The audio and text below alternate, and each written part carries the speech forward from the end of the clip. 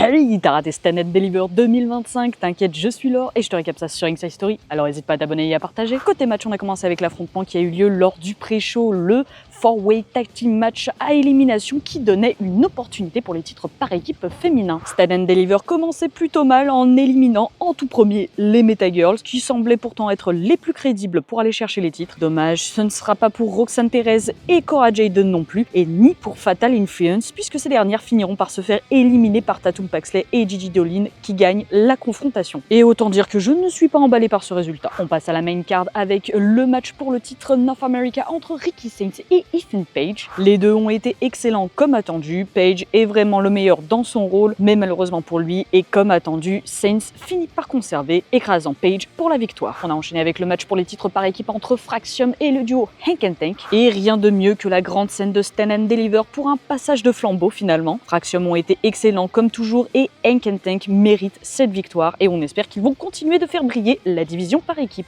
On arrive à mon match préféré de la soirée et évidemment le ladder match pour couronner une nouvelle championne North America, match qui opposait Zarya, Sol Ruka, Easy Dame, Thea Hell, Lola Vice et évidemment Kelani Jordan. C'était hyper divertissant, les meufs ont été impériales comme je m'y attendais et NXT a fait le meilleur choix. Alors que Ruka est sur l'échelle avec sa partenaire, elle la sonne pour la faire tomber et là on a le droit à un enchaînement de Soul Snatcher avant qu'elle ne finisse par monter l'échelle et décrocher la ceinture devenant la nouvelle championne North America. Match règlement de compte entre la D'Angelo Family et le clan Dark State. Match très cool qui mènera à la scission du clan du Don de NXT. En effet sur la fin, Stax, alors armé d'un pied de biche, se retourne contre Tony alors que l'arbitre évidemment ne regarde pas. Stax quitte le ring et laisse D'Angelo se faire massacrer par Dark State qui remporte évidemment la victoire. Stephanie McMahon a mis en jeu son titre face à Jordan Grace, Julia et évidemment Jada Parker. C'est mon deuxième match préféré de la soirée et encore une fois les meufs ont été incroyables, chacun a eu son moment mais c'est finalement la championne qui va remporter la victoire, détruisant Parker pour le compte de 3 et conservant sa ceinture. Et enfin dans le main event, Obafemi a mis en jeu sa ceinture face à Trick Williams et Devon Evans dans un match qui a encore une fois été